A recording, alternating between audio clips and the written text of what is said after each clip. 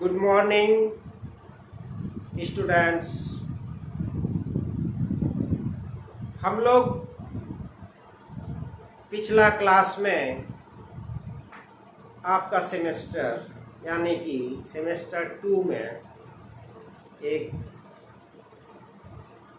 Class में हम लोग चर्चा किए थे मोहसिन टेस्ट ऑफ जनरल इंटेलिजेंस। आज हम लोग बात करेंगे कॉन्सेप्ट ऑफ इंटेलिजेंस, यानी कि जो पेपर आपका है इंडिविजुअल डिफरेंसेस, यानी कि व्यक्तिगत भिन्नताएं यानी कि व्यक्ति में काफ़ी वेरिएंस रहता है और उस वेरिएंस को जानने के लिए हमें इंटेलिजेंस को समझना होगा। तो हमारा जो सिलेबस है उसमें जो टॉपिक है वो है कॉन्सेप्ट ऑफ इंटेलिजेंस।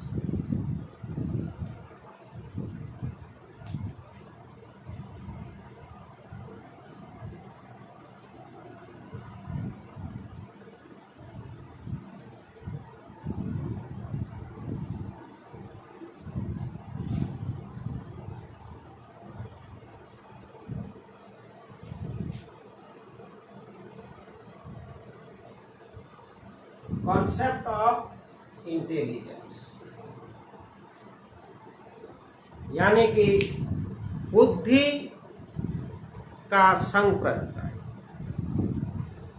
पिछला क्लास में मैंने वेसलर द्वारा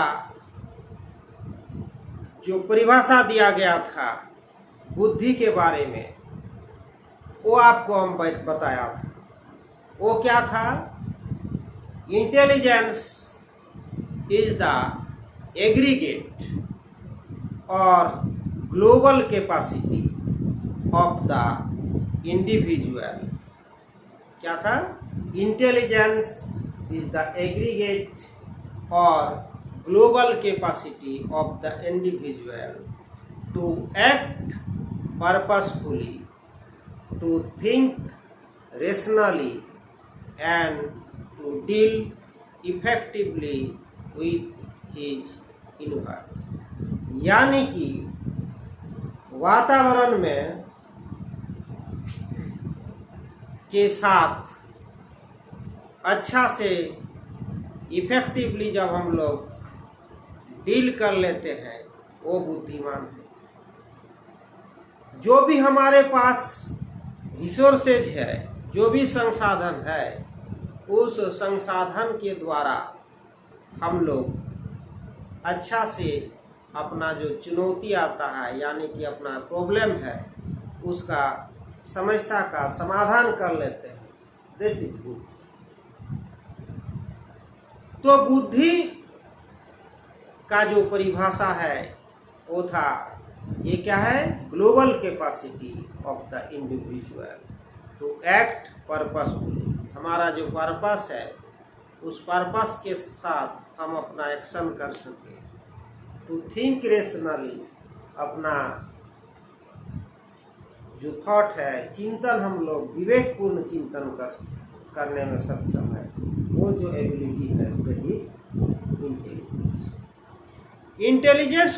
इंटेलिजेंस संप्रत्यय को समझाने के लिए बहुत सारे मनोवैज्ञानिक अपना अपना थियोरी दिए, अपना अपना तरह से इसको समझाने का भी प्रयास किए। आज तमाम थियोरी के बारे में हम लोग बात करेंगे ताकि बुद्धि को हम लोग कौन वैज्ञानिक किस तरह से समझाने की प्रयास किए हैं उसको अच्छा से हम लोग विस्तार से समझ सकें।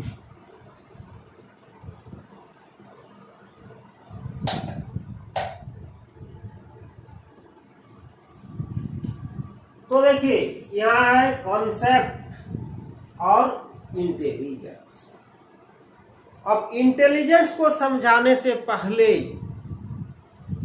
बहुत बहुत महत्वपूर्ण आपको समझना होगा concept.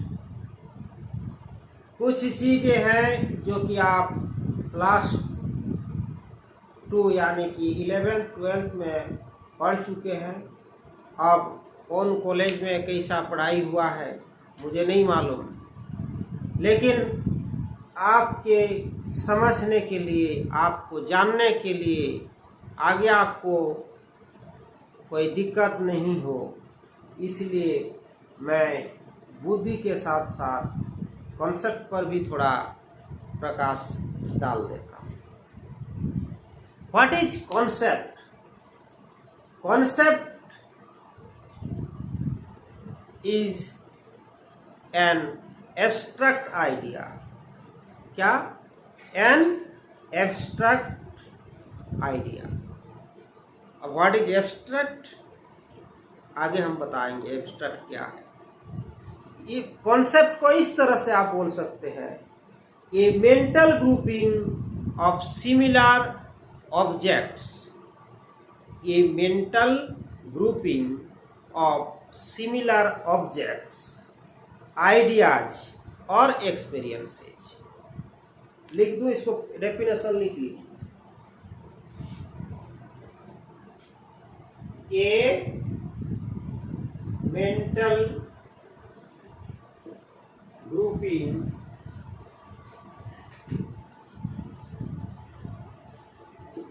of similar object, ideas or experience।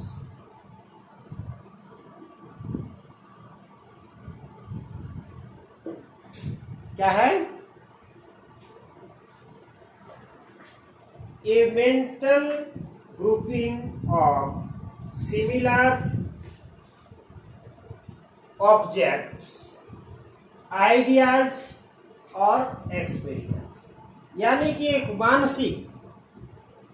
मानसिक ग्रुपिंग किस चीज का? वो हो सकता है ऑब्जेक्ट्स हो सकता है आइडियाज हो या एक्सपीरियंस हो, कुछ भी, उसको हम लोग क्या बोलते हैं? कॉन्सेप्ट। इसको दूसरा भाषा में भी इस प्रकार बोल सकते हैं, ideas that represents a class और categories of an objects, events और एक्टिविटीज। क्या? Ideas that represents a class और कैटेगरीज। आइडियाज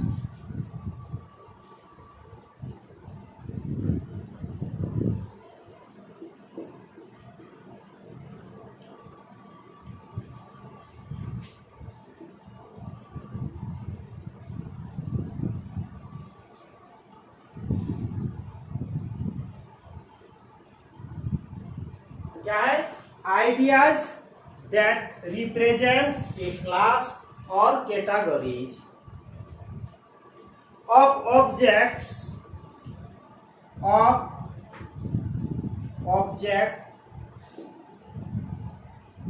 इवेंट्स,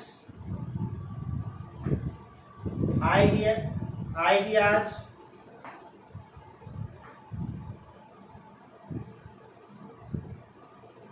और एक्सपीरियंस। आप कैसे भी इसको डिफाइन कर सकते हो, इसमें भी ठीक है, ये भी ठीक है। Ideas that experience represents a class और categories of objects, events, ideas, events और experience. Ideas that represents a class, categories of objects, events और एक्सपीरियंस। अब आगे हम लोग क्या क्या कॉन्सेप्ट होता है उससे और इसको क्लियर आप लोग हो जाइए। इसको नोट डाउन कर लिए हैं, इरेज कर देते हैं।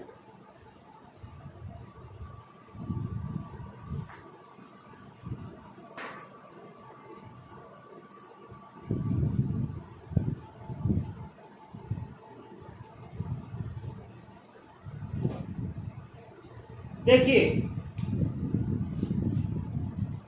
हम लोग बात करते हैं, बहुत सारा कॉन्सेप्ट है, उसमें से दो चार कॉन्सेप्ट शॉर्ट में हम लोग बात कर लेते हैं, क्योंकि मेन हम लोग का टॉपिक है इंटेलिजेंस। अब एक कॉन्सेप्ट है जिसे हम लोग बोलते हैं आर्टिफिशियल कॉन्सेप्ट। क्या? आर्टिफिशियल कॉन्सेप्ट और फॉर्मल कॉन्सेप्ट। आर्टिफिशियल और फॉर्मल कॉन्सेप्ट वो क्या होता है?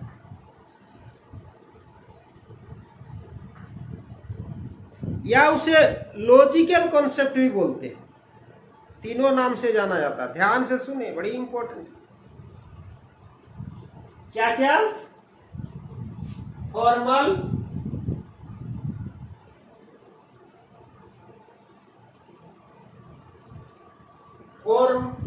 फॉर्मल, आर्टिफिशियल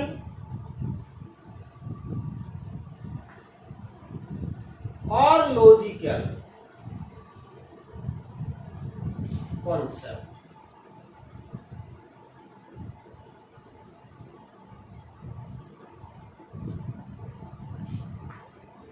ये किसे बोलते हैं?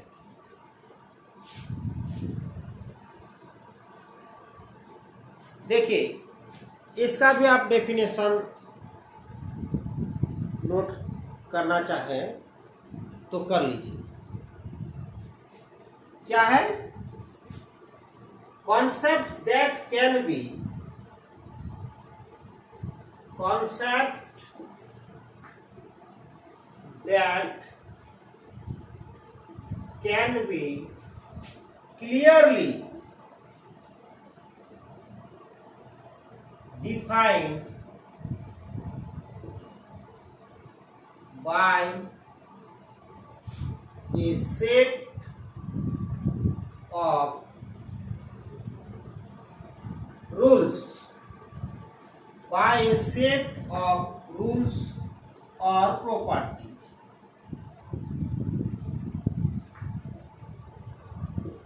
क्या है?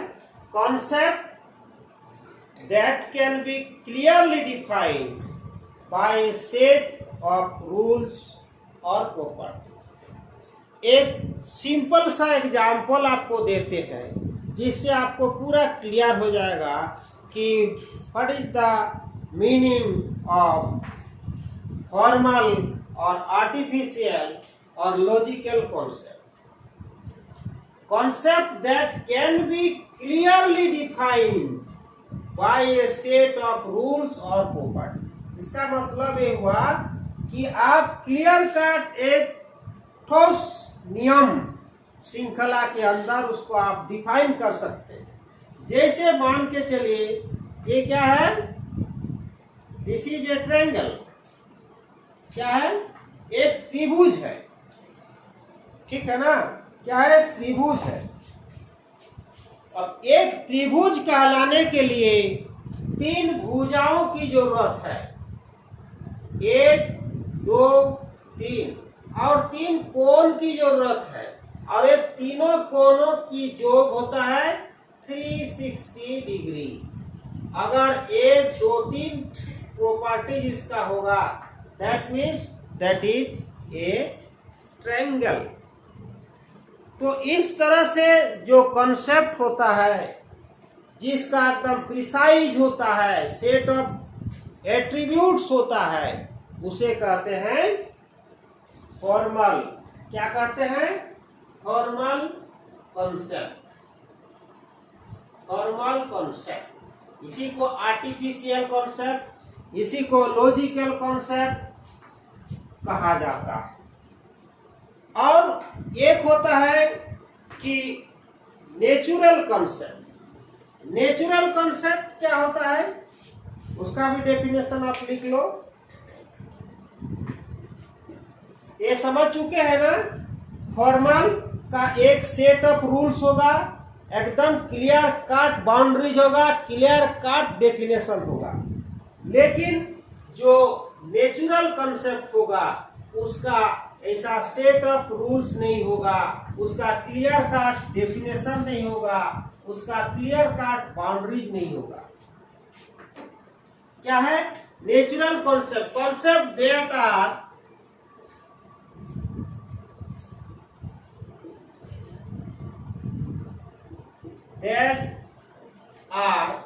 not a precise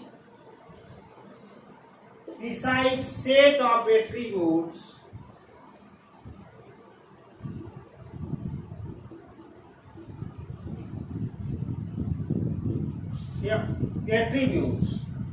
do not have a clear cut boundaries and are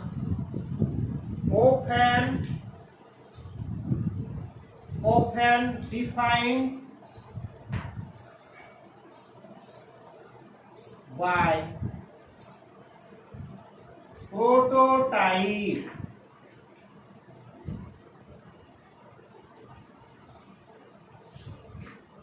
यहां देखिए, ये कौन सा कॉन्सेप्ट है?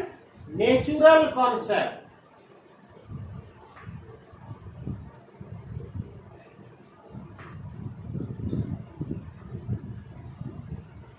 कोई एग्जाम्पल दे सकते हैं इसका? दीजिए। This is the important prototype, ये वर्ड, ठीक है ना। आपको कोई भी कॉम्पिटिटिव एग्जाम में, चाहे आप काउंसलर का एग्जाम देने जाइए, चाहे नेट का देने जाइए, यहाँ से क्वेश्चन काफी पूछा जाता है। तो इसीलिए आपके जानकारी के लिए आप ये इम्पोर्टेंट वर्ड को आप ध्यान में रखिए। कैसा कॉन्सेप्ट है? जब concept that are not a precise set of attributes, do not have a clear cut boundaries and are often defined by prototype. ये हम लोग अपना एक्सपीरियंस, अनुभव के आधार पर कोई कॉन्सेप्ट को तैयार करते हैं। जैसे फॉर्मल कॉन्सेप्ट में एक क्लियर कट एक सेट रूल्स था, क्लियर कट डिफाइंड डेफिनेशन था, वैसा यहाँ नहीं है। उसमें क्या था? Clearly defined by set of rules था, लेकिन यहाँ ऐसा नहीं है। अगर हम लोग बोलते हैं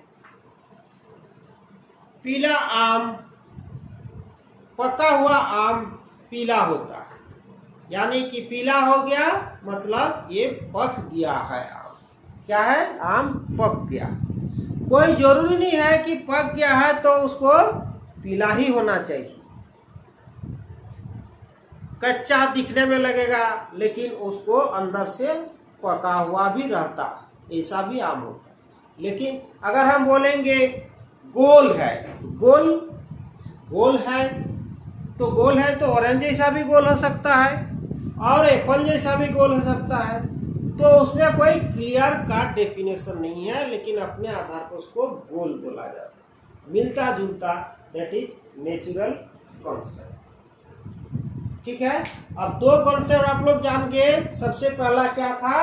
फॉर्मल कॉन्सेप्ट, उसी को हम लोग आर्टिफिशियल कॉन्सेप्ट, उसी को हम लोग क्या बोलते हैं? लॉजिकल कॉन्सेप्ट बोलते हैं।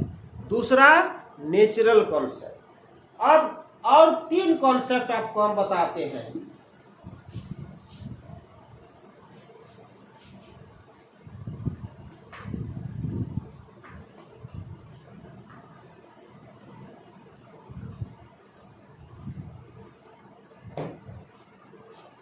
एक एग्जाम्पल के सहारे हम 3 कॉन्सेप्ट आपको समझा दें। सबसे पहला है सुपर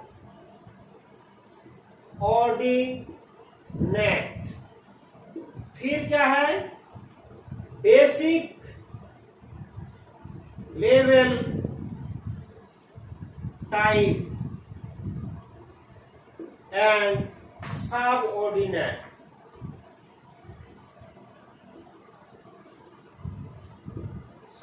ये 3 कॉन्सेप्ट अलग अलग है तीनों। अब जैसे अगर हम बोलते हैं फ्रूट,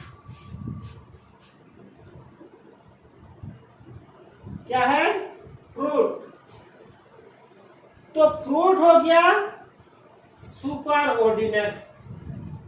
अब इसका बेसिक लेवल क्या हो जाएगा मैंगो, ठीक है।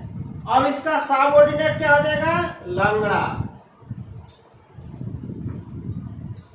या इसके जगह आप आम्रपाली भी लिख सकते हैं, जर्दालू भी लिख सकते हैं।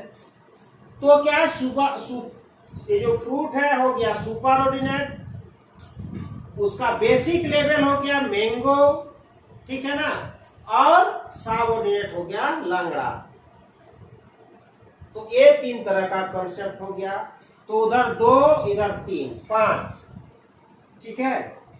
अब और 2 कॉन्सेप्ट आपको हम बता के फिर आगे इंटेलिजेंस पर बात करते हैं।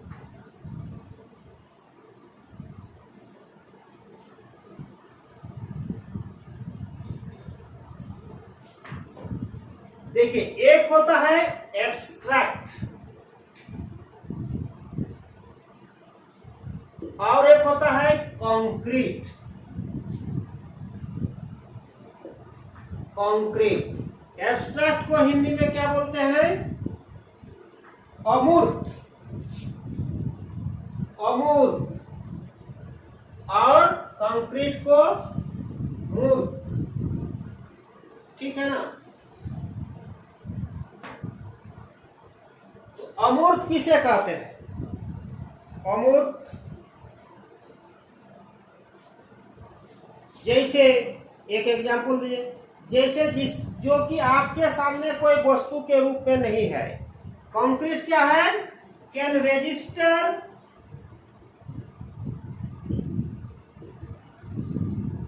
Throw 5 senses. क्या क्या 5 सेंसेस है? By sight, by smell, by hearing, by touching. तो ये क्या हो गया? ये 5 सेंस के माध्यम से हम लोग उसको रजिस्टर कर सकते हैं। यानी कि अगर आपके सामने कोई वस्तु रखी हुई है, मान के चलो एक मैंगो रखा हुआ है, ठीक है ना, तो वो क्या हो जाएगा? हाँ, वो क्या हो जाएगा? वो हो जाएगा मूर्त। अब इंटेलिजेंस का डेफिनेशन हम लोग दे रहे हैं, उसको तो देख नहीं पाएंगे, तो दैट इज अमूर्त। यानी कि जो वस्तु आपके सामने नहीं है और उसका आप कंसेप्ट बना रहे हैं, दैट इज अमूर्त, एब्स्ट्रैक्ट। अब आपका कौन कौन सा कॉन्सेप्ट आप समझ गए? सबसे पहले था फॉर्मल, उसके बाद natural, then subordinate, then basic level, then superordinate, then abstract, then concrete. ठीक है, अब इतना तरह का आप कॉन्सेप्ट सीख लो। अब आगे हम लोग बात करते हैं इंटेलिजेंस। गेल्टर ने इंटेलिजेंस पर काम किया और फिर उसके बाद जेम्स कैटल। उसके बाद अगर हम बात करते हैं तो सबसे पहला नंबर आता है अल्फ्रेड बिनेट। बाद में उन्होंने एक टेस्ट बनाया, फ्रांस के देखा गया था कि जो बच्चे हैं वो उनका प्रगति के लिए, कुछ बच्चे मानसिक रूप से जो मंदता वाले बच्चे हैं, मेंटली रिटायर्ड बच्चे या जो परफॉर्मेंस में पीछे हो जा रहे थे, वहाँ का सरकार उस बच्चे को अलग करने के लिए उनको जिम्मा सौंपा था और उन्होंने बीने साइमन टेस्ट बनाया और मानसिक रूप से जो कमज़ोर बच्चा है उस बच्चों को चुनने का काम किया और चुन के उनको अलग से शिक्षा देने का, अलग से उसको थोड़ा सा और अच्छा से ये करने के बाद करने का काम किया। तो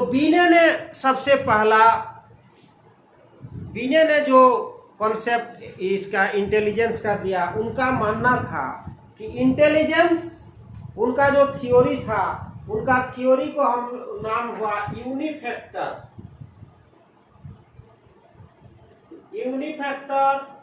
और यूनिटरी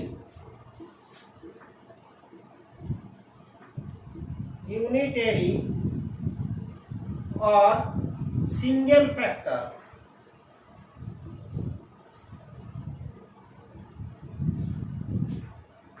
अल्फ्रेड बीने कौन थे? अल्फ्रेड बीने,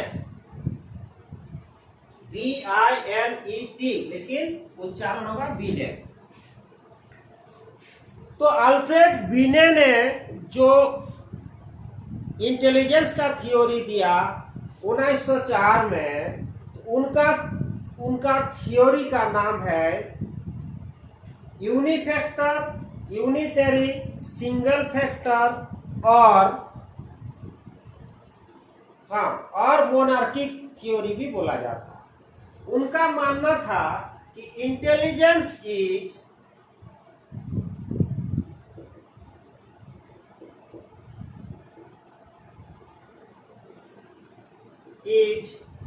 one power of energy which affects all the abilities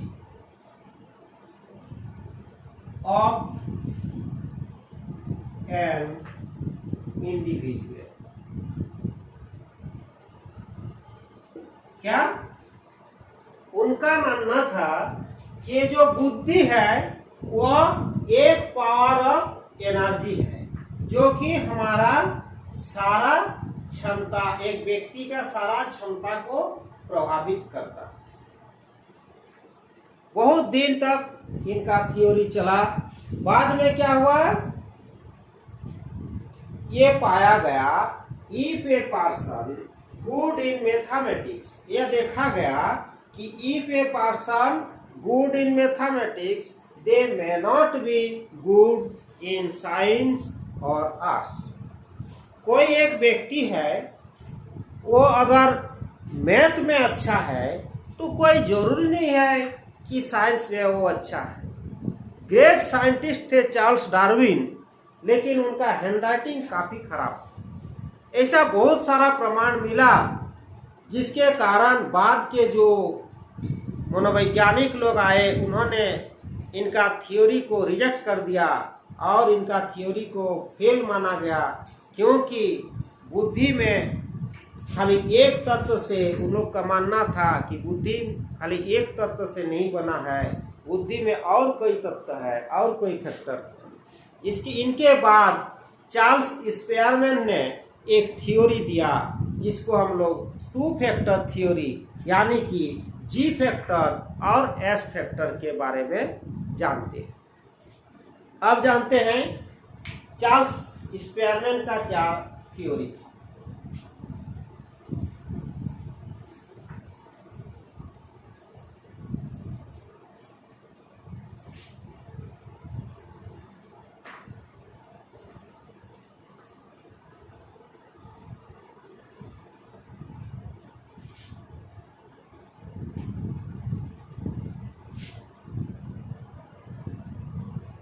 उनका मानना था, उनका थ्योरी था two factor theory of intelligence by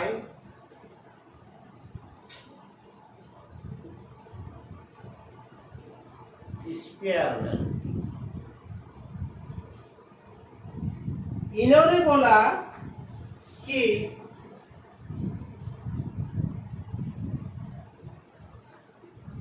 जो जी फैक्टर है वो हमारे रीजनिंग मैक्सिमम काम में वो जी फैक्टर काम करता है, और जी फैक्टर जेनेटिकली ऑब्टेन होता है। क्या है? हमारा जन्मजात होता है जी फैक्टर, और सभी कार्यों में वो जी फैक्टर सहायता करता है। उन्होंने एक दूसरा फैक्टर भी बोले कि एस फैक्टर मतलब स्पेसिफिक फैक्टर। और जैसे साइंटिस्ट है और कोई बहुत अच्छा सिंगर है या आर्किटेक्टर है, तो वो जी फैक्टर उनमें काम करता है, एस फैक्टर काम करता है, साथ ही साथ उनमें जी फैक्टर भी होता है। उनका कहना था कि मोर जीन मोर इंटेलिजेंट, जिसमें जितना ज्यादा जी फैक्टर होगा उसमें उतना ही ज्यादा इंटेलिजेंट होगा। इनके इसके बाद एक लुइस थॉर्स्टन ने भी एक थ्योरी दिया। उनका कहना था कि ये जो बुद्धि है, इंटेलिजेंस है, इसमें 7 प्राइमरी मेंटल एबिलिटी होती है। उन्होंने 7 प्राइमरी मेंटल एबिलिटी होती, 7 प्राइमरी मेंटल एबिलिटी, 7 कॉमन। क्या क्या है?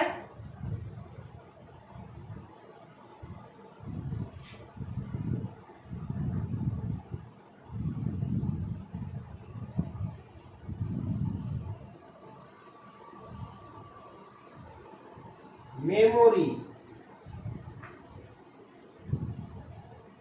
रीजनिंग,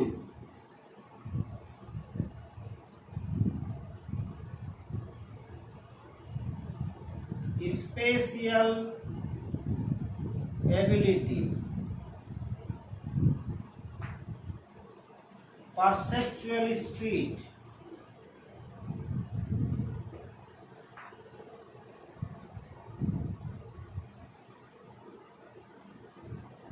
न्यूमेरिकल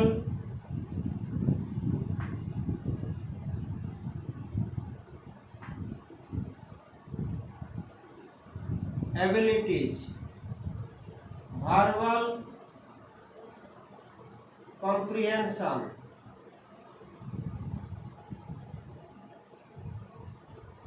और वर्ड फ्लुएंसी। इन 7 प्राइमरी मेंटल एबिलिटी के बारे में उन्होंने बात किया, और इन 7 चीजों को लेके बुद्धि का समावेश। मेमोरी, कोई भी चीज को रिकॉल करने, स्टोर करने, रिकॉल करने की क्षमता। फिर उन्होंने फर्दर रीजनिंग को इंडक्टिव रीजनिंग और डिडक्टिव में बांटा। व्हाट इज इंडक्टिव और डिडक्टिव? इंडक्टिव होता है पार्टिकुलर टू जनरल, और जनरल टू पार्टिकुलर। अब स्पेशल एबिलिटी क्या होता है? स्पेस के बारे में समझना।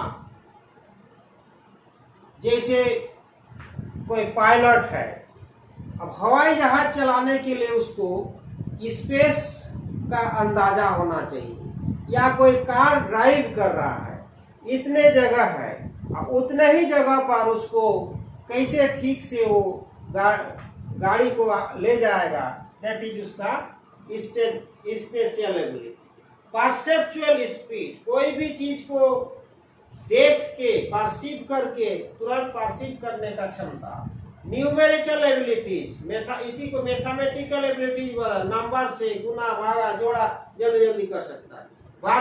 वर्बल कॉम्प्रिहेंशन मतलब वर्ड मीनिंग से संबंधित, और वर्ड फ्लुएंसी मतलब निरंतर देखना। बहुत सारा नेता जैसे मोदी भाषण देते हैं, वर्ड फ्लुएंसी कितना अच्छा से सारा एकदम तुरंत तुरंत मन की भाव को वर्ड उसका जो शब्द है उसमें प्रकाश कराना।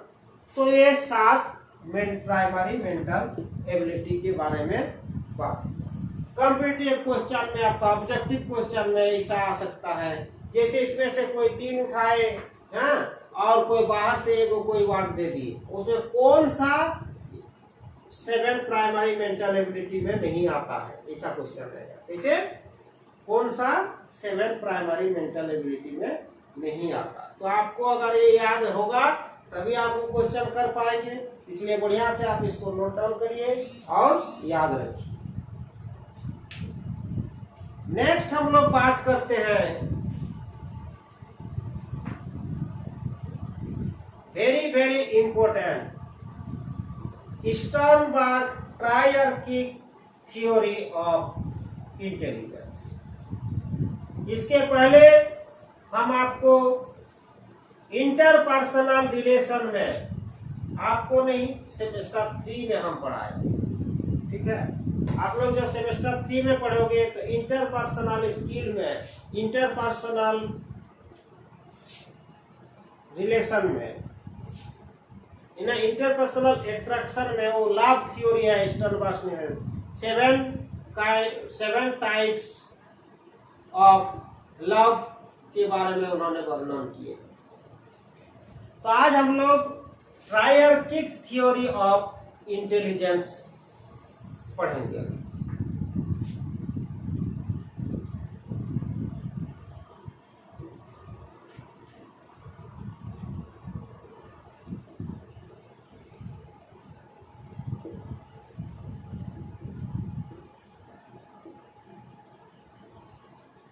क्या है?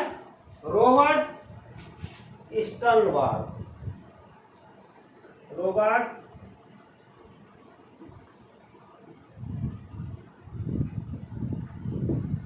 1985। इनका मानना था कि देयर आर 3 बेसिक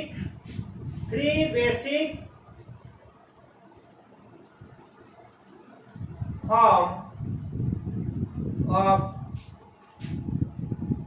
इंटेलिजेंस। क्या क्या 3 बेसिक फॉर्म है इंटेलिजेंस का?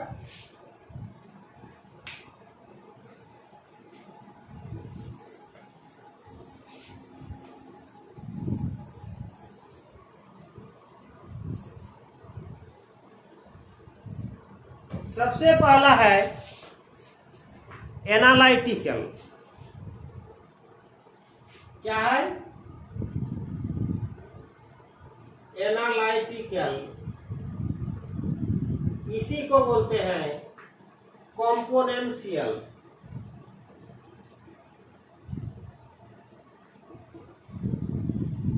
दूसरा है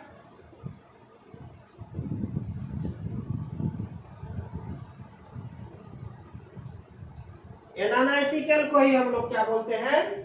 कॉम्पोनेंशियल। देन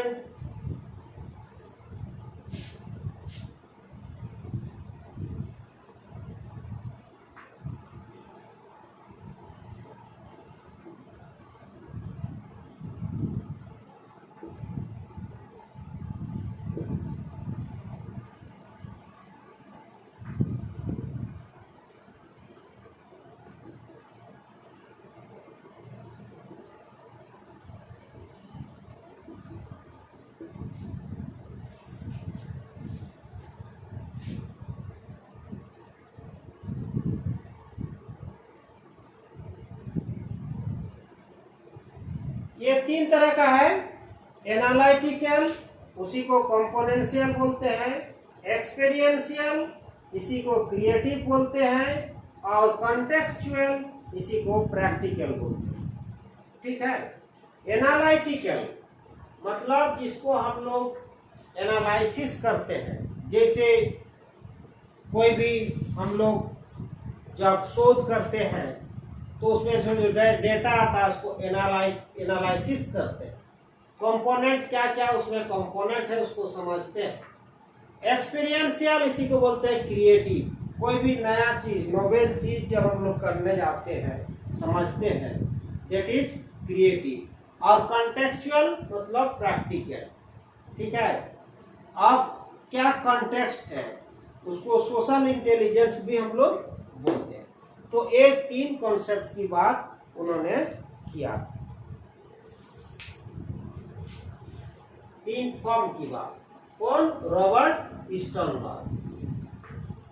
अब आगे बात करते हैं structure of intelligence, SOI model by JP Gilford. JP Gilford द्वारा SOI मॉडल दिया गया। क्या है SOI मॉडल? इसमें उन्होंने तीन डायमेंशन की बात किया है। सबसे पहले ऑपरेशन,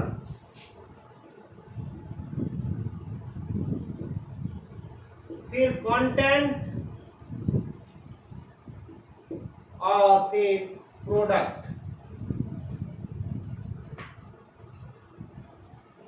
ठीक है। ऑपरेशन में 5 है, कंटेंट में 4 और प्रोडक्ट में 6।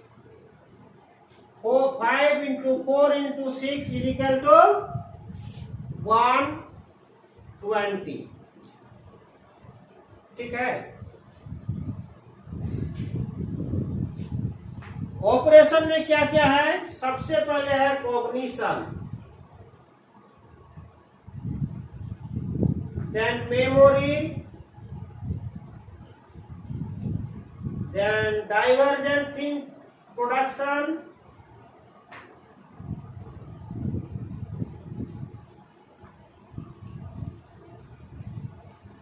then convergent production,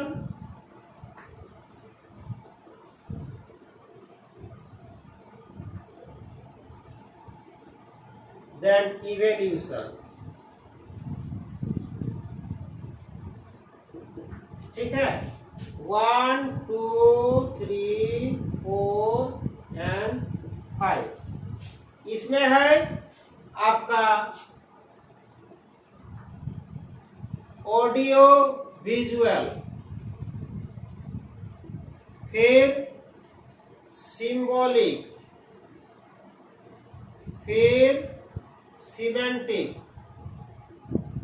and then behavioural.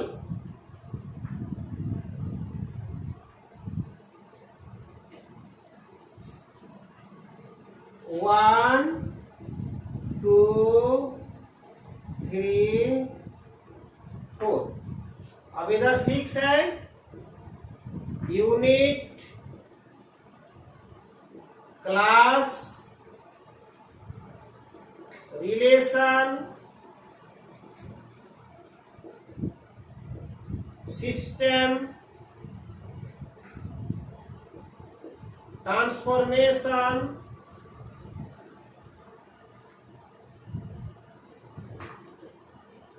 और इम्प्लीकेशन। ठीक है।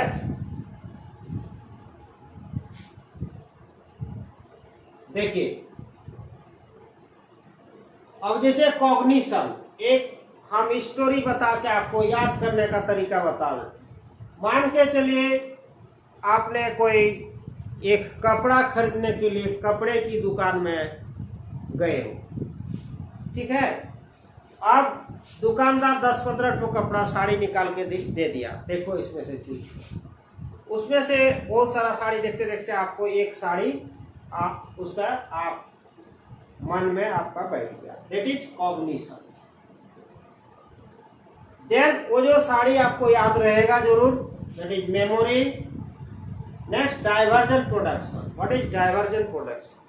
उसको दसों दिशाओं अलग अलग एंगल से जब हम लोग सोचते हैं, दैट इज डाइवर्जन प्रोडक्शन। इस साड़ी का कीमत कितना है, कलर कितना है, पहनने से कैसा लगेगा, लास्टिंग कितना करेगा, कंफर्टेबल आरामदायक होगा कि नहीं, तरह तरह की जो सोचने का जो एंगल है, दैट इज डाइवर्जन प्रोडक्शन। फिर फाइनली क्या है, ये सोच लेते हैं कि नहीं इस 15 में से यही साड़ी को लेना, दैट इज कन्वर्जन प्रोडक्शन। और फिर उसका इवैल्यूएशन करते हैं किसी से, व्हाट्सएप में उसका फोटो लेके और मम्मी के पास भेजती हो, तो दैट इज इवैल्यूएशन। मम्मी वाला साड़ी ले रहे हैं, कैसा लगेगा। तो इस तरह से आप इसको याद रख सकते हैं, cognition, memory, divergent production, convergent production, evaluation. आपको इसको सीक्वेंस में पूछा जाएगा, आगे पीछे करके पूछा जाएगा कि कौन सा सीक्वेंस सही। उसी तरह से audio visual, audio visual, symbolic, semantic, behavioural. जो चीज देख रहे हैं, मान के चले आपके घर के सामने एक बड़ा सा हाथी आया है, ठीक है, तो आवाज दे रहा है, आप देख रहे हैं, दैट इज ऑडियो विजुअल। आंख से देख रहे हैं, ऑडियो नहीं, सुन रहे कान से ऑडियो, और विजुअल देख रहे हैं। अब सिंबॉलिक, लंबा बड़ा बड़ा कान है, लंबा सा सूंड है, लंबा सा दांत है, दैट इज सिंबॉलिक, एक हाथी। और फिर सिमेंटिक, ये सारा चीज मिला के क्या हुआ, एक हाथी हो गया, हाथी का। अब उसके साथ हम लोग दान पुण्य कर रहे हैं, कुछ खाने के लिए अनाज दे रहे हैं और एंजॉय कर रहे हैं, दैट इज बिहेवियरल। नेक्स्ट हम लोग 6 है, unit, class, relation, system, transformation, implication. आप लोग पढ़े हो ना UCR, यूनिट, क्लास, रिलेशन। कहाँ पढ़े हो, क्लासिकल कंडीशन में। याद है UCR क्या है? जब फूड पर और कुत्ता लार सेलिब्रेट करता है, तो जो रेस्पॉन्स है उसको क्या बोलते हैं, अनकंडीशनल रेस्पॉन्स। वहीं से एसोसिएट करो, इसको याद रखो, unit, class, relation, and system, transformation, implication. और बहुत सारा थ्योरीज है, नेक्स्ट क्लास में हम लोग बाकी थ्योरीज के बारे में बात करेंगे। आज इतना ही करते हैं। अब हम आपके लिए कुछ क्वेश्चंस देते हैं, 2-3 क्वेश्चन यहाँ डिस्कशन कर लेंगे, और फिर बाकी क्वेश्चन आप सॉल्व करके हमको व्हाट्सएप में भेजिए।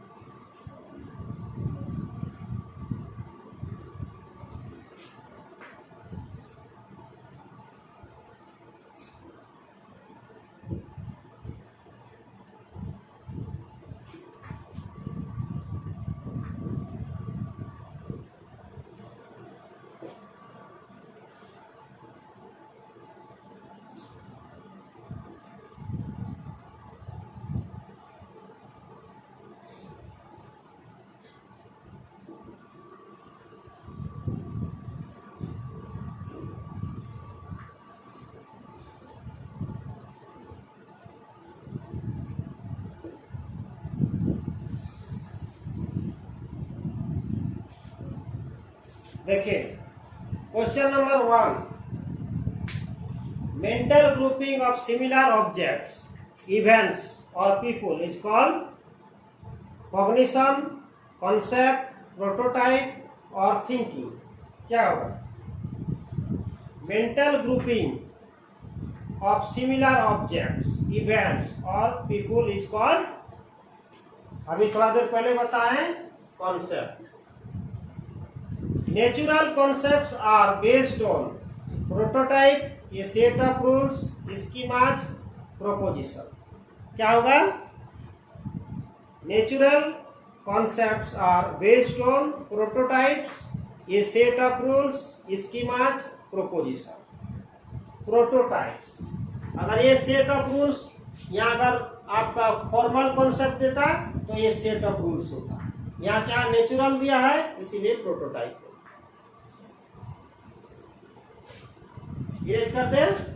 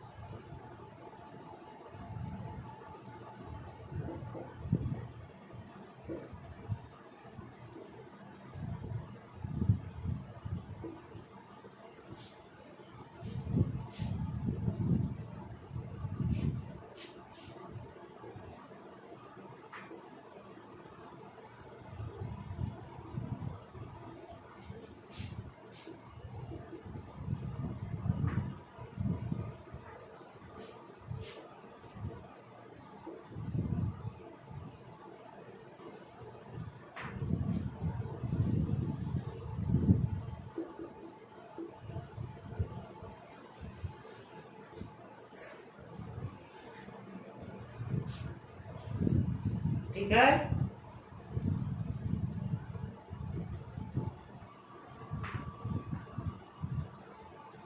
according to Guilford's SOI model, structure of intelligence model, number of operations, contents and products are, कौन सा होगा? Operation, contents and products. Operation में कितना था याद करिए, ऑपरेशन में 5 था, यानी कि ऑप्शन ये हो, बी होगा। 5, कंटेंट में 4 था और प्रोडक्ट में 6 था। ठीक है, नेक्स्ट क्वेश्चन है मैचिंग यूजिंग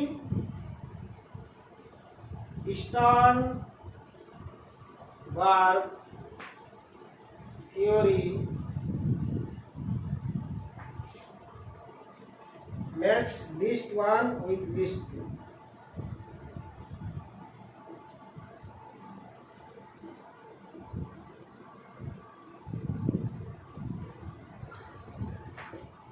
लिस्ट ए है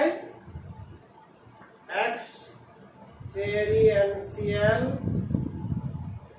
बी में है कॉन्टेक्चुअल और सी में है कंपोनेंशियल।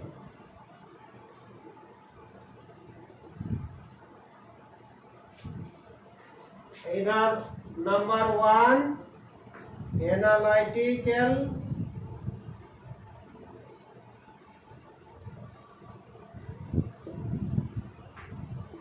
Creative, practical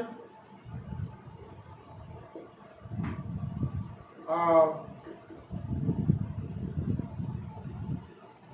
successful. कैसा होगा मैचिंग? क्या बताए थे थोड़ा देर पहले?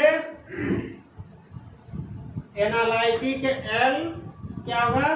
कंपोनेंशियल, ठीक है। फिर एक्सपीरियंशियल क्रिएटिव और कॉन्टेक्चुअल प्रैक्टिकल, ठीक है। तो आप लोग कॉन्सेप्ट ऑफ इंटेलिजेंस और कॉन्सेप्ट दोनों ही अच्छा से समझ चुके हैं। आशा करते हैं यहाँ से कोई क्वेश्चन आएगा तो आप अच्छा से कर लेंगे, और आगे कोई भी कॉम्पिटिटिव क्वेश्चन में, कोई भी कॉम्पिटिटिव एग्जाम में इसमें से कोई क्वेश्चन आएगा तो आप अच्छा से कर ले लो, ठीक है। Thank you.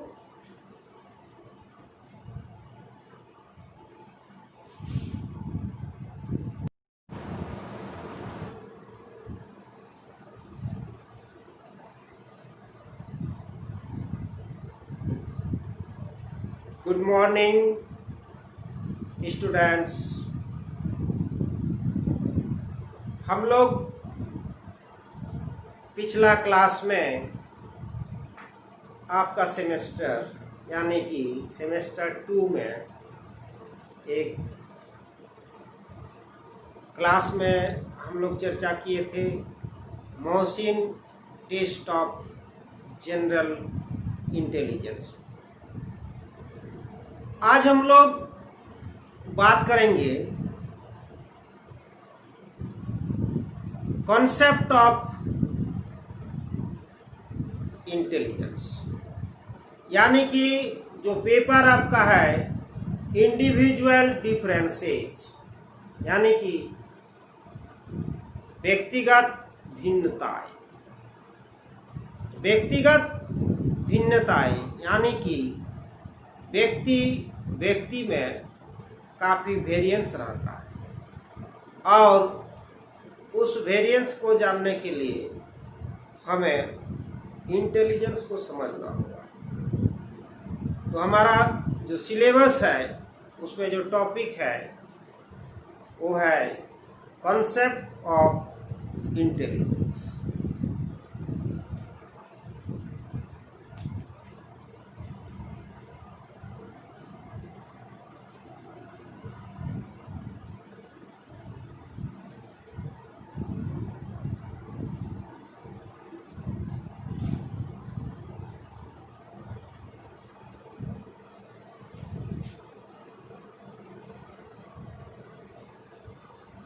Concept of intelligence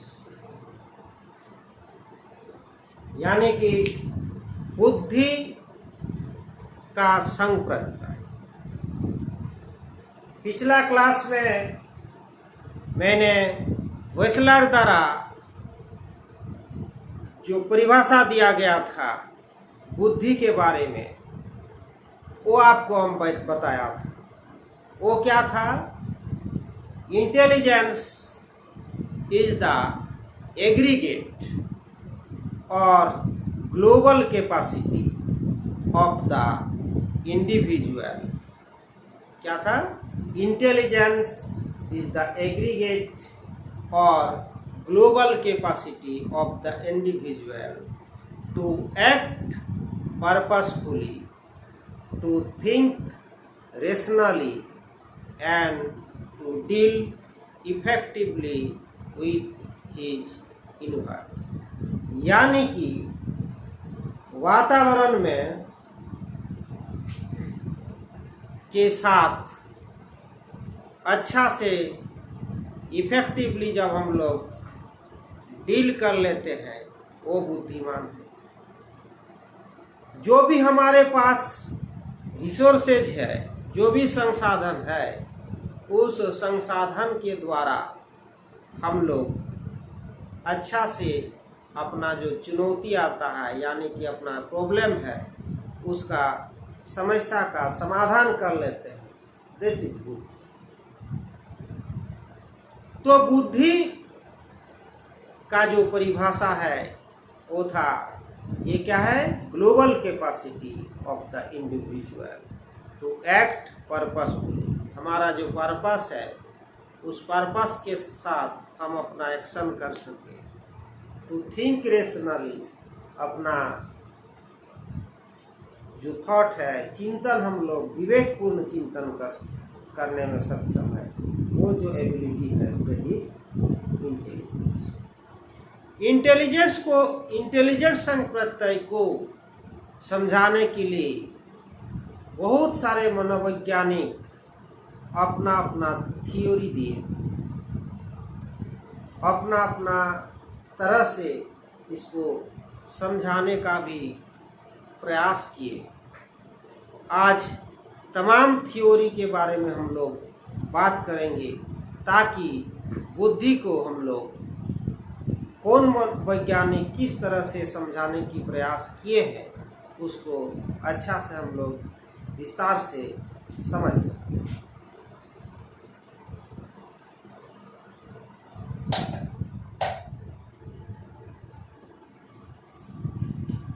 तो देखिए यहाँ है कॉन्सेप्ट और इंटेलिजेंस। अब इंटेलिजेंस को समझाने से पहले बहुत बहुत महत्वपूर्ण आपको समझना होगा कॉन्सेप्ट। कुछ चीजें हैं जो कि आप क्लास 2 यानी कि 11th 12th में पढ़ चुके हैं। अब कौन कॉलेज में कैसा पढ़ाई हुआ है मुझे नहीं मालूम, लेकिन आपके समझने के लिए, आपको जानने के लिए, आगे आपको कोई दिक्कत नहीं हो, इसलिए मैं बुद्धि के साथ साथ कॉन्सेप्ट पर भी थोड़ा प्रकाश डाल देता हूँ। What is concept? Concept is an abstract idea। क्या? An abstract idea। अब what is abstract आगे हम बताएंगे abstract क्या है। ये कॉन्सेप्ट को इस तरह से आप बोल सकते हैं, a mental grouping of similar objects, a mental grouping of similar objects, ideas और experiences। लिख दूं इसको, डेफिनेशन लिख लीजिए। A mental grouping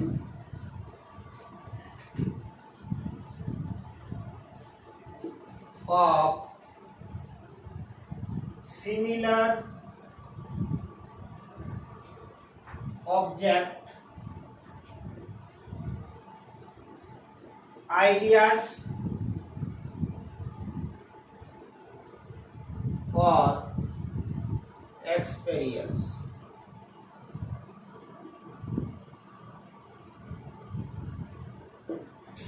क्या है? A mental grouping of similar objects, ideas और एक्सपीरियंस। यानी कि एक मानसिक ग्रुपिंग किस चीज का? वो हो सकता है ऑब्जेक्ट्स हो सकता है आइडियाज हो या एक्सपीरियंस हो, कुछ भी, उसको हम लोग क्या बोलते हैं? कॉन्सेप्ट। इसको दूसरा भाषा में भी इस प्रकार बोल सकते हैं, आइडियाज दैट रिप्रेजेंट्स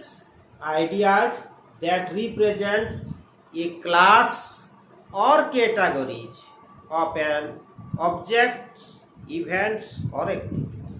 क्या? आइडियाज और ideas that represents a class or categories. Ideas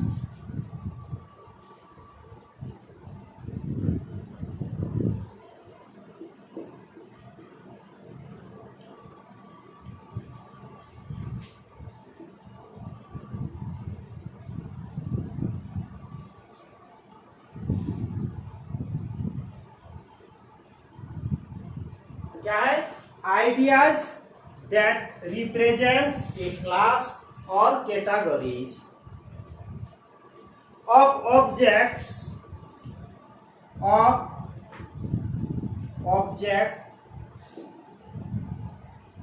events, ideas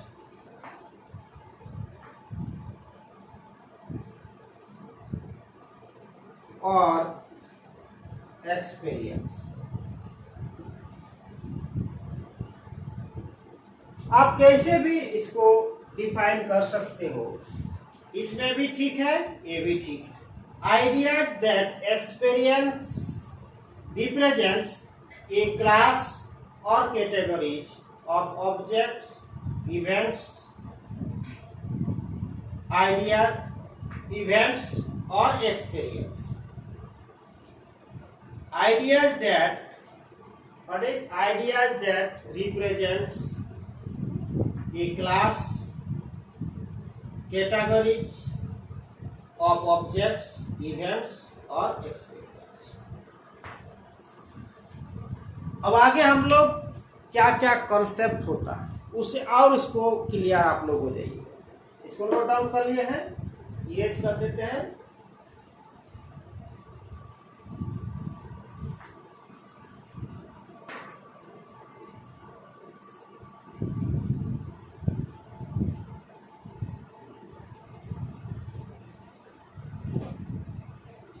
देखिए, हम लोग बात करते हैं, बहुत सारा कॉन्सेप्ट है, उसमें से दो चार कॉन्सेप्ट शॉर्ट में हम लोग बात कर लेते हैं, क्योंकि मेन हम लोग का टॉपिक है इंटेलिजेंस। अब एक कॉन्सेप्ट है जिसे हम लोग बोलते हैं आर्टिफिशियल कॉन्सेप्ट। क्या? आर्टिफिशियल कॉन्सेप्ट और फॉर्मल कॉन्सेप्ट। आर्टिफिशियल और फॉर्मल कॉन्सेप्ट वो क्या होता है?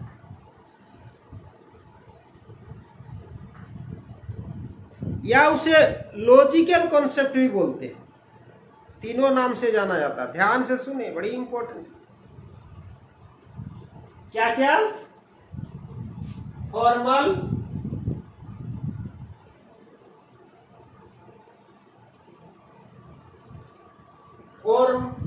फॉर्मल, आर्टिफिशियल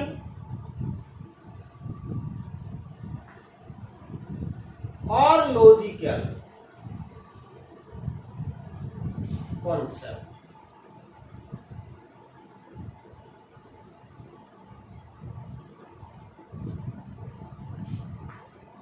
ये किसे बोलते हैं?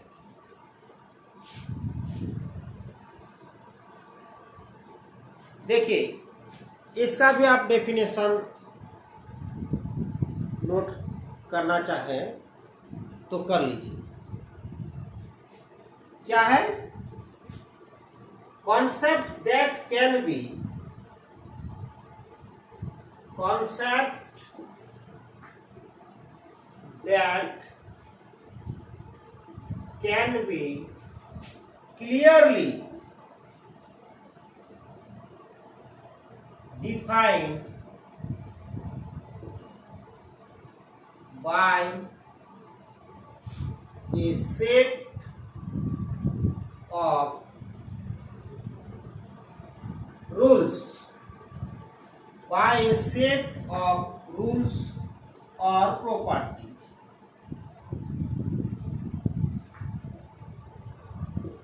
क्या है? Concept that can be clearly defined by a set of rules or property। एक सिंपल सा एग्जाम्पल आपको देते हैं जिससे आपको पूरा क्लियर हो जाएगा कि what is the meaning of formal और आर्टिफिशियल और logical concept that can be clearly defined by a set of rules or property। इसका मतलब ये हुआ कि आप क्लियर कट एक ठोस नियम श्रृंखला के अंदर उसको आप डिफाइन कर सकते हैं। जैसे मान के चलिए ये क्या है, दिस इज ए ट्रायंगल, क्या है, एक त्रिभुज है, ठीक है ना, क्या है, त्रिभुज है। अब एक त्रिभुज कहलाने के लिए 3 भुजाओं की जरूरत है, 1 2 3, और 3 कोण की जरूरत है, और ये तीनों कोणों की योग होता है 360 डिग्री। अगर 1 2 3 प्रॉपर्टीज इसका होगा, that means that is a triangle. तो इस तरह से जो कॉन्सेप्ट होता है जिसका एकदम प्रिसाइज होता है, सेट ऑफ एट्रीब्यूट्स होता है, उसे कहते हैं formal.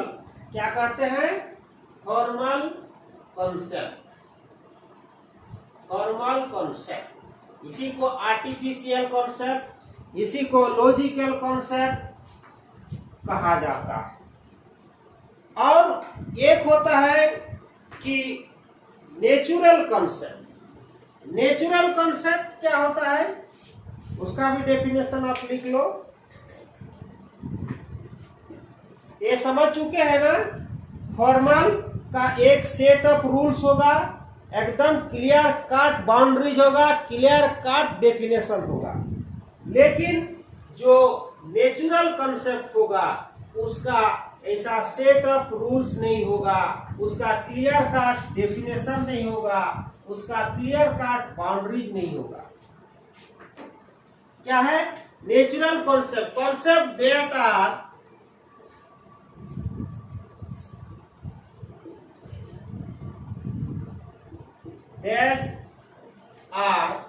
not a precise set of attributes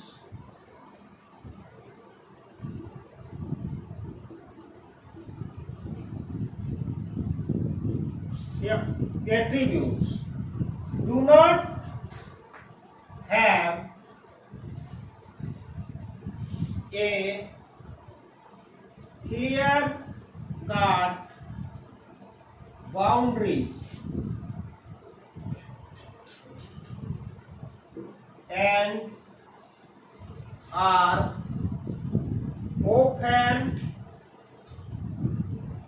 often defined by prototype।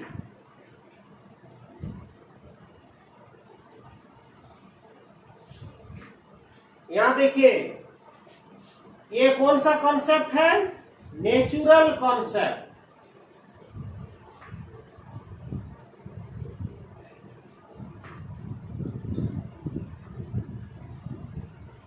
कोई एग्जाम्पल दे सकते हैं इसका, दीजिए। This is the important prototype, ये वर्ड, ठीक है ना।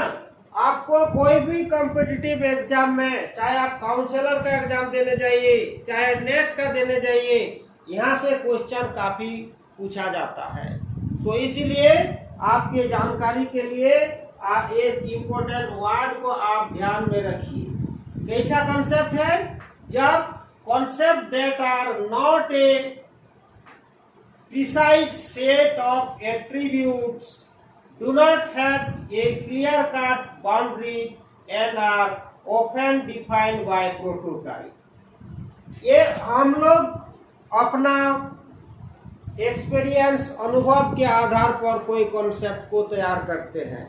जैसे फॉर्मल कॉन्सेप्ट में एक क्लियर कट एक सेट रूल्स था, क्लियर कट डिफाइंड डेफिनेशन था, वैसा यहाँ नहीं है। उसमें क्या था, clearly defined by A set of rules था, लेकिन यहाँ ऐसा नहीं है। अगर हम लोग बोलते हैं पीला आम, पका हुआ आम पीला होता है, यानी कि पीला हो गया मतलब ये पक गया है आम। क्या है, आम पक गया। कोई जरूरी नहीं है कि पक गया है तो उसको पीला ही होना चाहिए। कच्चा दिखने में लगेगा लेकिन उसको अंदर से पका हुआ भी रहता, ऐसा भी आम होता है। लेकिन अगर हम बोलेंगे गोल है, गोल है तो ऑरेंज जैसा भी गोल हो सकता है और एप्पल जैसा भी गोल हो सकता है। तो उसमें कोई क्लियर कट डेफिनेशन नहीं है, लेकिन अपने आधार पर उसको गोल बोला जाता है, मिलता जुलता, दैट इज नेचुरल कॉन्सेप्ट। ठीक है, अब दो कॉन्सेप्ट आप लोग जान गए। सबसे पहला क्या था, फॉर्मल कॉन्सेप्ट, उसी को हम लोग आर्टिफिशियल कॉन्सेप्ट, उसी को हम लोग क्या बोलते हैं, लॉजिकल कॉन्सेप्ट बोलते हैं। दूसरा नेचुरल कॉन्सेप्ट। अब और तीन कॉन्सेप्ट आपको हम बताते हैं।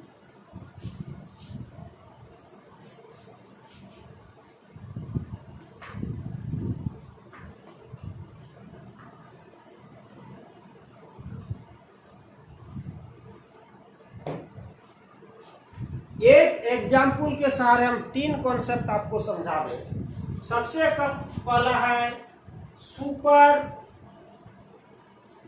ऑर्डिनेट, फिर क्या है, बेसिक लेवल टाइप एंड सब ऑर्डिनेट।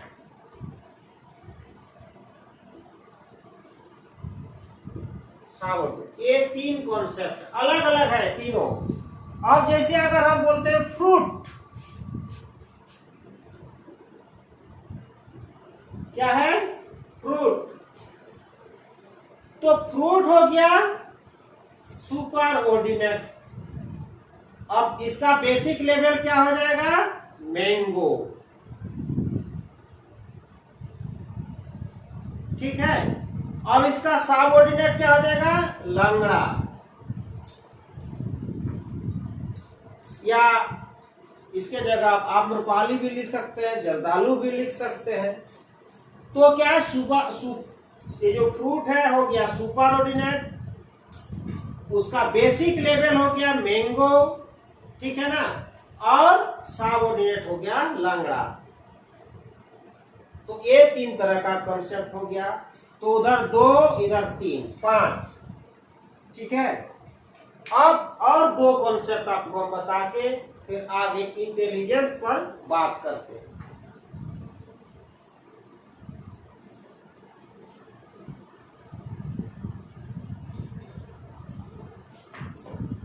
देखिए, एक होता है एब्स्ट्रैक्ट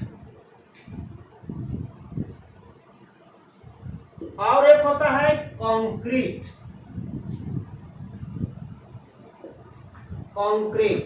एब्स्ट्रैक्ट को हिंदी में क्या बोलते हैं, अमूर्त, और कंक्रीट को मूर्त। ठीक है ना, तो अमूर्त किसे कहते हैं, अमूर्त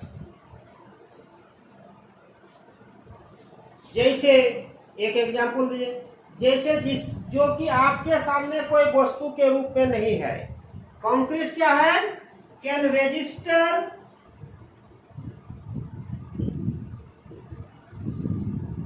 थ्रो 5 सेंसेस। क्या क्या 5 सेंसेस है, by sight, by smell, by hearing, by touching. तो ये क्या हो गया, ये 5 सेंस के माध्यम से हम लोग उसको रजिस्टर कर सकते हैं। यानी कि अगर आपके सामने कोई वस्तु रखी हुई है, मान के चलो एक मैंगो रखा हुआ है, ठीक है ना, तो वो क्या हो जाएगा, हाँ वो क्या हो जाएगा, वो हो जाएगा मूर्त। अब इंटेलिजेंस का डेफिनेशन हम लोग दे रहे हैं, उसको तो देख नहीं पाएंगे, तो दैट इज अ मूर्त। यानी कि जो वस्तु आपके सामने नहीं है और उसका आप कंसेप्ट बना रहे हैं, दैट इज अमूर्त, एब्स्ट्रैक्ट। अब आपका कौन कौन सा कंसेप्ट आप समझ गए। सबसे पहले था फॉर्मल, उसके बाद natural, then subordinate, then basic level, then superordinate, then abstract, then concrete. ठीक है, अब इतना तरह का आप कॉन्सेप्ट सीख लो। अब आगे हम लोग बात करते हैं इंटेलिजेंस। गेल्टन ने इंटेलिजेंस पर काम किया और फिर उसके बाद जेम्स कैटल। उसके बाद अगर हम बात करते हैं तो सबसे पहला नंबर आता है अल्फ्रेड बिनेट। बाद में उन्होंने एक टेस्ट बनाया, फ्रांस के देखा गया था कि जो बच्चे हैं वो उनका प्रगति के लिए, कुछ बच्चे मानसिक रूप से जो मंदता वाले बच्चे हैं, मेंटली रिटायर्ड बच्चे या जो परफॉर्मेंस में पीछे हो जा रहे थे, वहाँ का सरकार उस बच्चे को अलग करने के लिए उनको जिम्मा सौंपा था और उन्होंने बिने साइमन टेस्ट बनाया और मानसिक रूप से जो कमजोर बच्चा है उस बच्चों को चुनने का काम किया और चुन के उनको अलग से शिक्षा देने का, अलग से उसको थोड़ा सा और अच्छा से ये करने के बाद करने का काम किया। तो बीने ने जो कॉन्सेप्ट इसका इंटेलिजेंस का दिया, उनका मानना था कि इंटेलिजेंस, उनका जो थ्योरी था, उनका थ्योरी को हम नाम हुआ यूनिफैक्टर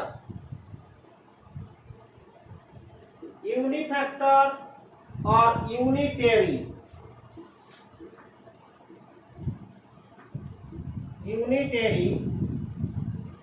और single factor.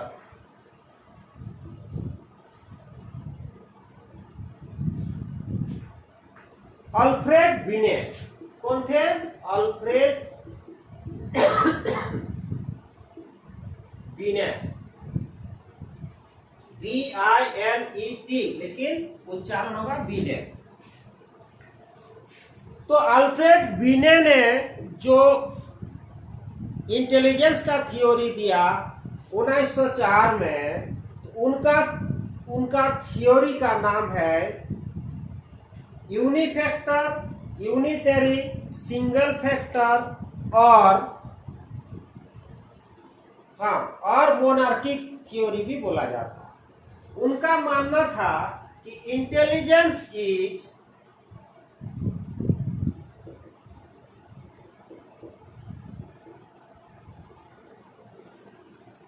is one power of energy which affects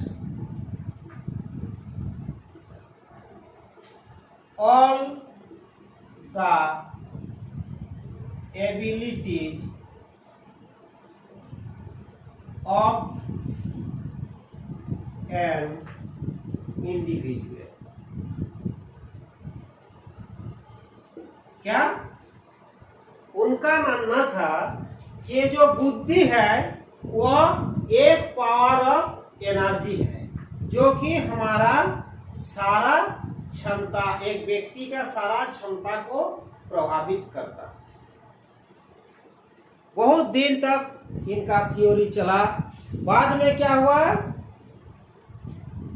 ये पाया गया if a person good in mathematics, यह देखा गया कि if a person good in mathematics, they may not be good in science or arts.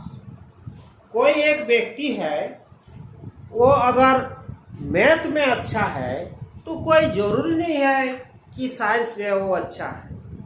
Great scientist थे Charles Darwin, लेकिन उनका हैंडराइटिंग काफ़ी खराब था। ऐसा बहुत सारा प्रमाण मिला, जिसके कारण बाद के जो मनोवैज्ञानिक लोग आए, उन्होंने इनका थ्योरी को रिजेक्ट कर दिया और इनका थ्योरी को फेल माना गया, क्योंकि बुद्धि में खाली एक तत्व से उन लोग का मानना था कि बुद्धि खाली एक तत्व से नहीं बना है, बुद्धि में और कोई तत्व है और कोई फैक्टर। इनके बाद चार्ल्स स्पेयरमैन ने एक थ्योरी दिया, जिसको हम लोग टू फैक्टर थ्योरी यानी कि जी फैक्टर और एस फैक्टर के बारे में जानते हैं। अब जानते हैं चार्ल्स स्पेयरमैन का क्या थ्योरी था।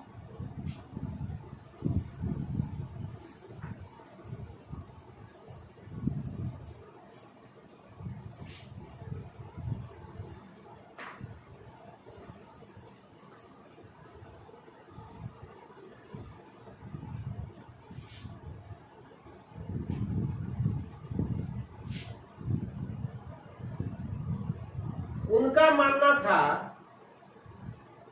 उनका थ्योरी था two factor theory of intelligence bye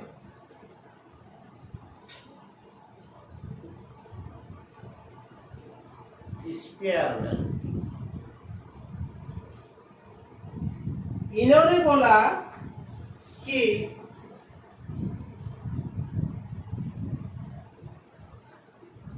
जो जी फैक्टर है वो हमारे रीजनिंग मैक्सिमम काम में वो जी फैक्टर काम करता है, और जी फैक्टर जीनेटिकली ऑब्टेन होता है। क्या है?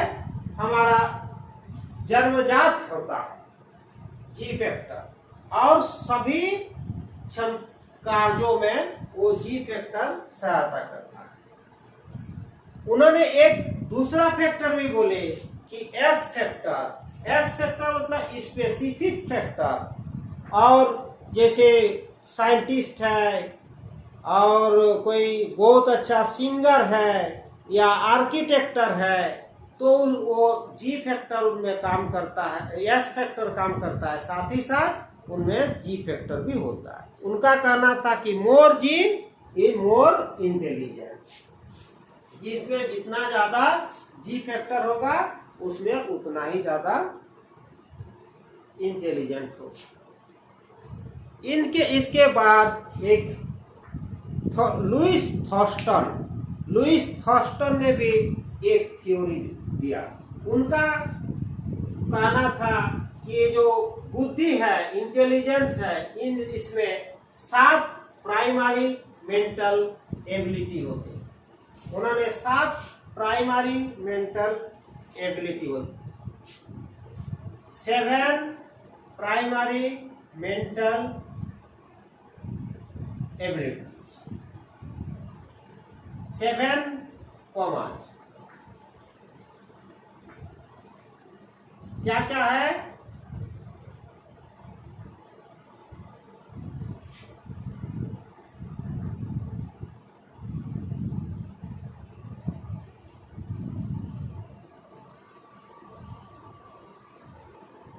मेमोरी,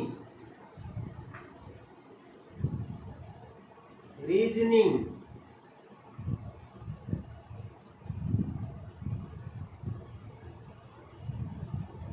स्पेशियल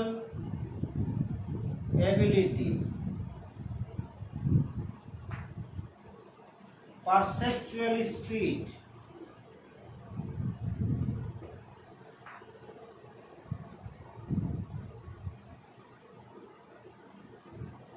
न्यूमेरिकल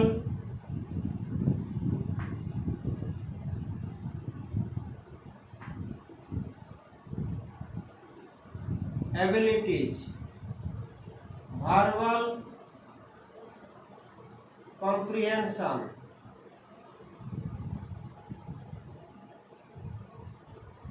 और वर्ड फ्लुएंसी, इन 7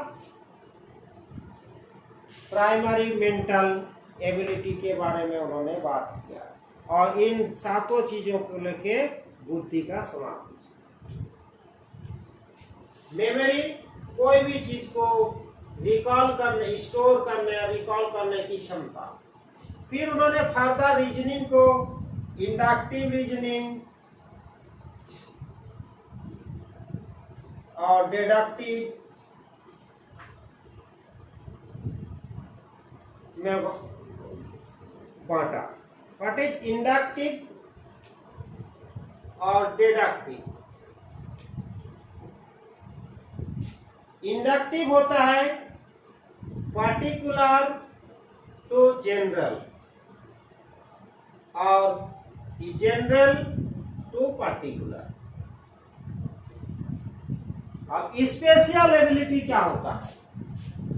स्पेस के बारे में समझना। जैसे कोई पायलट है, अब हवाई जहाज चलाने के लिए उसको स्पेस का अंदाजा होना चाहिए। या कोई कार ड्राइव कर रहा है, इतने जगह है, अब उतने ही जगह पर उसको कैसे ठीक से वो गाड़ी को ले जाएगा, दैट इज उसका स्पेशल एबिलिटी। परसेप्चुअल स्पीड, कोई भी चीज को देख के परसीव करके तुरंत परसीव करने का क्षमता। न्यूमेरिकल एबिलिटीज, इसी को मैथमेटिकल एबिलिटीज, नंबर से गुना भागा जोड़ा जल्दी जल्दी कर सकता है। वर्बल कॉम्प्रिहेंशन मतलब वर्ड मीनिंग से संबंधित, और वर्ड फ्लुएंसी मतलब निरंतर देखना। बहुत सारा नेता जैसे मोदी भाषण देते हैं, वर्ड फ्लुएंसी कितना अच्छा से सारा एकदम तुरंत मन की भाव को वर्ड, उसका जो शब्द है उसमें प्रकाश कराना। तो ये 7 प्राइमरी मेंटल एबिलिटी के बारे में बात। कॉम्पिटिटिव क्वेश्चन में, आपका ऑब्जेक्टिव क्वेश्चन में ऐसा आ सकता है, जैसे इसमें से कोई 3 उठाए हैं और कोई बाहर से एगो कोई वर्ड दे दिए, उसमें कौन सा 7 प्राइमरी मेंटल एबिलिटी में नहीं आता है, ऐसा क्वेश्चन रहेगा। इसे कौन सा 7 प्राइमरी मेंटल एबिलिटी में नहीं आता। तो आपको अगर ये याद होगा तभी आप वो क्वेश्चन कर पाएंगे, इसलिए बढ़िया से आप इसको नोट डाउन करिए और याद रखिए। नेक्स्ट हम लोग बात करते हैं very important Sternberg triarchic theory of intelligence. इसके पहले हम आपको इंटरपर्सनल रिलेशन में, आपको नहीं, सेमेस्टर 3 में हम पढ़ाए, ठीक है। आप लोग जब सेमेस्टर 3 में पढ़ोगे तो इंटरपर्सनल स्किल में, इंटरपर्सनल रिलेशन में, इंटरपर्सनल अट्रैक्शन में वो लव थ्योरी है स्टर्नबर्ग ने 7 टाइप्स ऑफ लव के बारे में उन्होंने वर्णन किए। तो आज हम लोग ट्रायर्किक थ्योरी ऑफ इंटेलिजेंस पढ़ेंगे।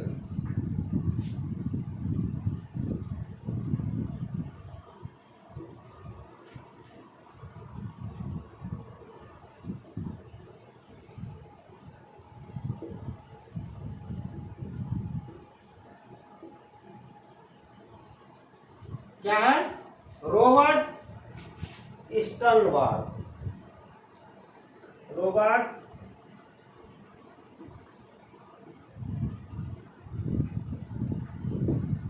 (1985)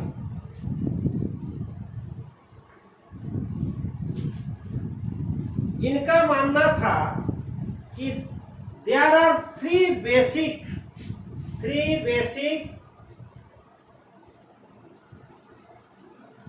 form of intelligence. क्या क्या 3 बेसिक फॉर्म है इंटेलिजेंस का?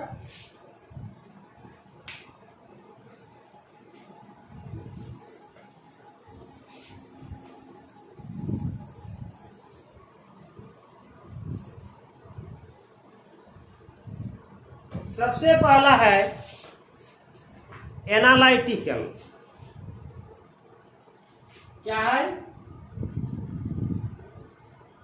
एनालिटिकल। इसी को बोलते हैं कॉम्पोनेंशियल।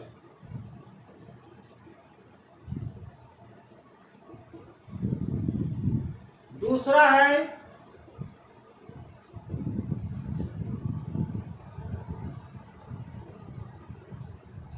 एनालिटिकल को ही हम लोग क्या बोलते हैं? कॉम्पोनेंशियल। देन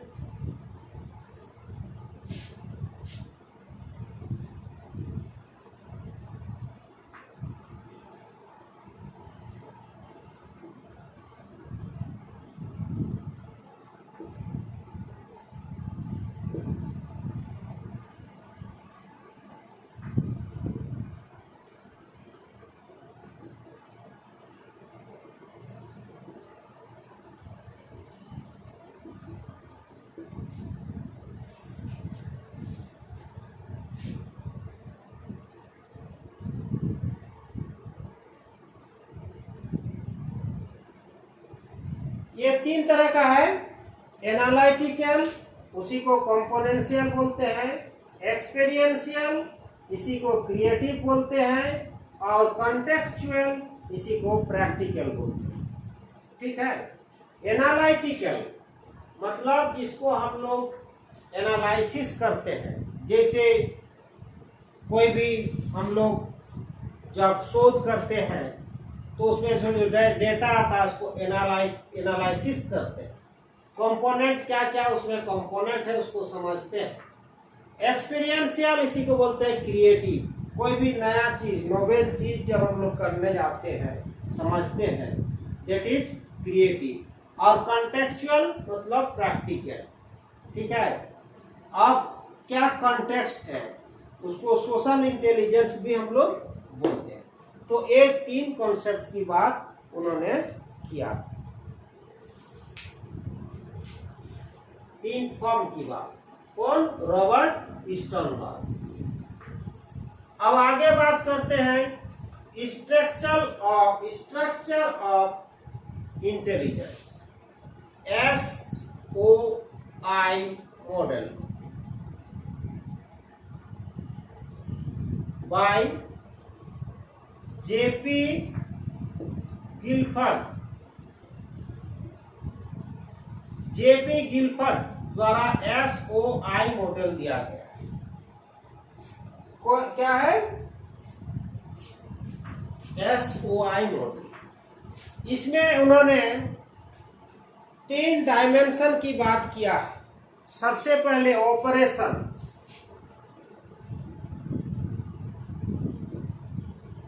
फिर कंटेंट और फिर product.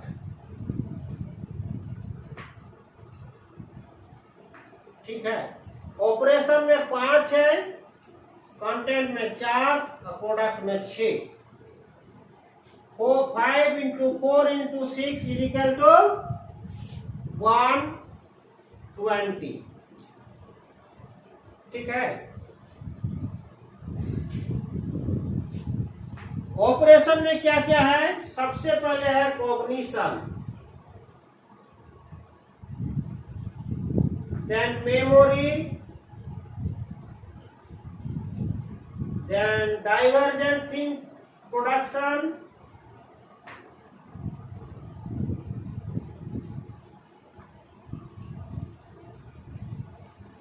Then convergent production,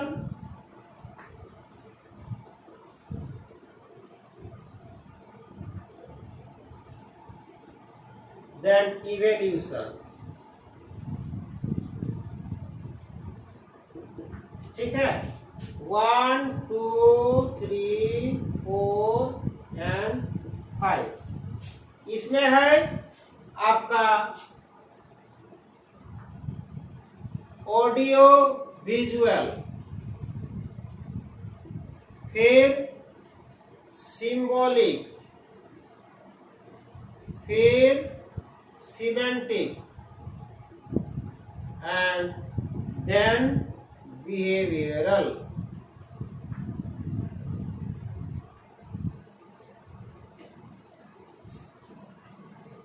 one, two, three, four.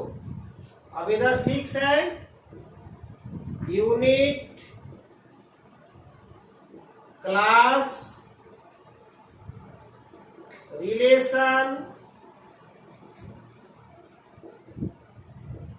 System, transformation,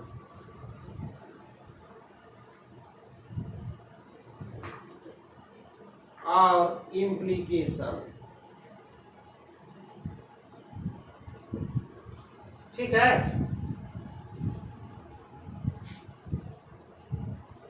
देखिए, अब जैसे कॉग्निशन, एक हम स्टोरी बता के आपको याद करने का तरीका बता दें। मान के चलिए आपने कोई एक कपड़ा खरीदने के लिए कपड़े की दुकान में गए हो, ठीक है। अब दुकानदार 10-15 ठो कपड़ा साड़ी निकाल के दे दिया, देखो इसमें से चूज। उसमें से बहुत सारा साड़ी देखते देखते आपको एक साड़ी आप मन में आपका बैठ गया, दैट इज कॉग्निशन। देन वो जो साड़ी आपको याद रहेगा जरूर, that is memory. Next diversion production. What is diversion production? उसको 10 दिशाओं अलग अलग एंगल से जब हम लोग सोचते हैं, दैट इज डाइवर्जन प्रोडक्शन। इस साड़ी का कीमत कितना है, कलर कितना है, पहनने से कैसा लगेगा, लास्टिंग कितना करेगा, कंफर्टेबल आरामदायक होगा कि नहीं, तरह तरह की जो सोचने का जो एंगल है, दैट इज डाइवर्जन प्रोडक्शन। फिर फाइनली क्या है, ये सोच लेते हैं कि नहीं इस 15 में से यही साड़ी को लेना, दैट इज कन्वर्जन प्रोडक्शन। और फिर उसका इवैल्यूएशन करते हैं किसी से, व्हाट्सएप में उसका फोटो लेके और मम्मी के पास भेजती हो, तो दैट इज इवैल्यूएशन। मम्मी वाला साड़ी ले रहे हैं, कैसा लगेगा। तो इस तरह से आप इसको याद रख सकते हैं, cognition, memory, divergent production, convergent production, evaluation. आपको इसको सीक्वेंस में पूछा जाएगा, आगे पीछे करके पूछा जाएगा कि कौन सा सीक्वेंस सही। उसी तरह से audio visual, symbolic, semantic, behavioural. जो चीज देख रहे हैं, मान के चले आपके घर के सामने एक बड़ा सा हाथी आया है, ठीक है, तो आवाज दे रहा है, आप देख रहे हैं, दैट इज ऑडियो विजुअल। आंख से देख रहे हैं, ऑडियो नहीं, सुन रहे कान से ऑडियो, और विजुअल देख रहे हैं।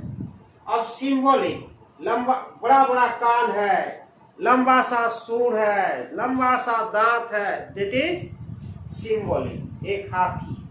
और फिर सिमेंटिक, ये सारा चीज मिला के क्या हुआ, एक हाथी हो, हाथी का। अब उसके साथ हम लोग दान पुण्य कर रहे हैं, कुछ खाने के लिए अनाज दे रहे हैं और एंजॉय कर रहे हैं, दैट इज बिहेवियरल। नेक्स्ट हम लोग 6 है, unit, class, relation, system, transformation, implication. आप लोग पढ़े हो ना UCR, यूनिट, क्लास, रिलेशन। कहाँ पढ़े हो, क्लासिकल कंडीशन में। याद है UCR क्या है? जब फूड पर और कुत्ता लार सेलिब्रेट करता है, तो जो रेस्पॉन्स है उसको क्या बोलते हैं, अनकंडीशनल रेस्पॉन्स। वहीं से एसोसिएट करो, इसको याद रखो, unit, class, relation and system, transformation, implication. और बहुत सारा थ्योरीज है, नेक्स्ट क्लास में हम लोग बाकी थ्योरीज के बारे में बात करेंगे। आज इतना ही करते हैं। अब हम आपके लिए कुछ क्वेश्चंस देते हैं, 2-3 क्वेश्चन यहाँ डिस्कशन कर लेंगे, और फिर बाकी क्वेश्चन आप सॉल्व करके हमको व्हाट्सएप में भेजिए।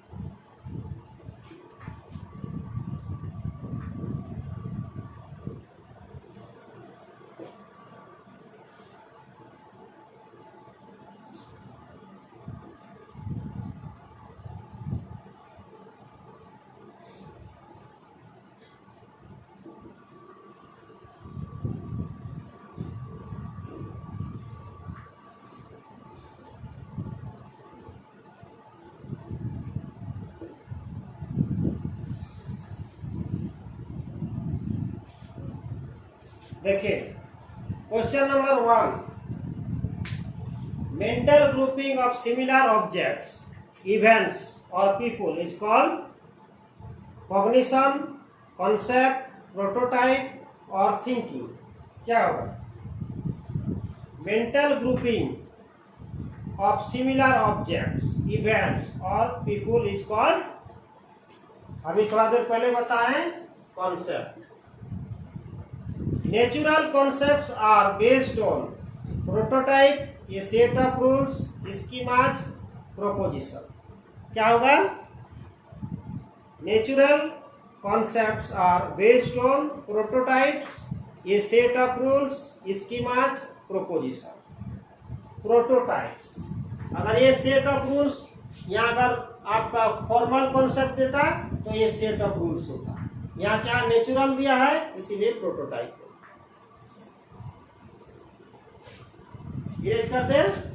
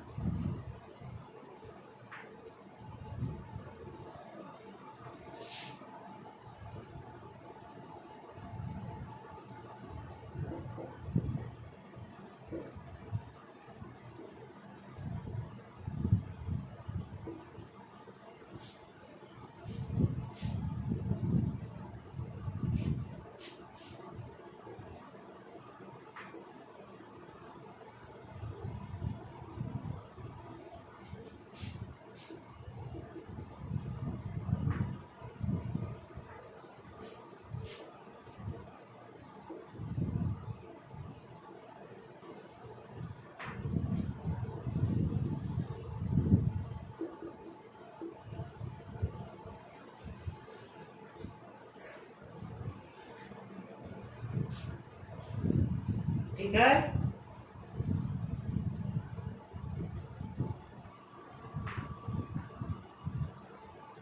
according to Guilford's SOI model, structure of intelligence model, number of operations, contents and products are, कौन सा होगा? Operation, contents and products. Operation में कितना था याद करिए, ऑपरेशन में 5 था, यानी कि ऑप्शन ये हो, बी होगा। 5, कंटेंट में 4 था और प्रोडक्ट में 6 था। ठीक है, नेक्स्ट क्वेश्चन है matching using Sternberg theory, match list 1 with list 2.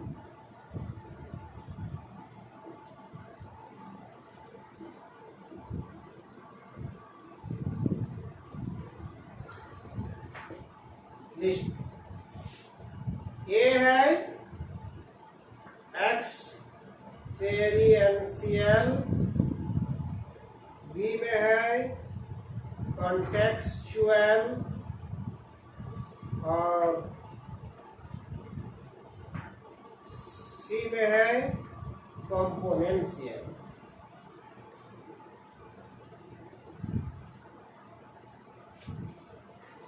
इधर नंबर 1 एनालिटिकल,